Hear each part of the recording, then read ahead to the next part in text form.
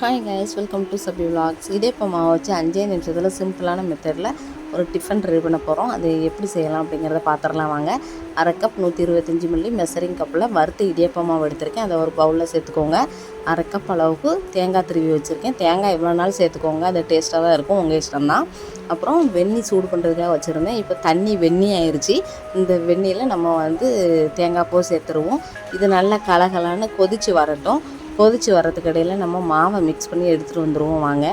இந்த மாவில் நல்லா பச்சை தண்ணி சேர்த்து நல்லா கட்டி விழாமல் கலக்கி எடுங்க. தோசை மாவு மாதிரி கலக்கிக்கோங்க. தேவைக்கு சால்ட்டு சேர்த்துக்கோங்க. தண்ணி கூட ஆகிட்டனாலும் கவலைப்படாதீங்க. இது எவ்வளோ தண்ணி ஊற்றினாலும் அப்சர்வ் பண்ணிடும், பயப்படாதீங்க. இப்போ இந்த மிக்ஸ் பண்ண மாவை நம்ம நல்லா வெட்டி கொதிச்சுட்டு பாருங்கள், தேங்காய் பூ இதோடு நம்ம மிக்ஸ் பண்ணிடலாம். இனிதான் உங்களுக்கு டாஸ்க்கு. கைவிடாமல் நல்லா கிளறி கொடுங்க, இல்லைனா அடிப்பிடிச்சிரும். இப்போ இந்த பபிள்ஸ் மாதிரி வருது பாருங்கள். இந்த பருவம் வந்துட்டுனாலே இது சாப்பிட்றதுக்கு தயாராகிருச்சு அப்படின்னு அர்த்தம். இப்போ இது ரெடி ஆயிடுச்சு. இது ஒரு பவுலுக்கு ட்ரான்ஸ்ஃபர் பண்ணிடுவோம். இனி சீனி, பனவெல்லம், நாட்டு சக்கரை, கருப்பட்டி எதுனாலும் நம்ம சேர்த்து சாப்பிட்டுக்கலாம். இந்த வீடியோ பிடிச்சிருந்தால் மறக்காமல் ஒரு லைக் கொடுத்துருங்க. நெக்ஸ்ட் ஒரு இன்ட்ரெஸ்டிங்கான வீடியோவில் பார்க்குறேன். தேங்க்ஸ் ஃபார் வாட்சிங்.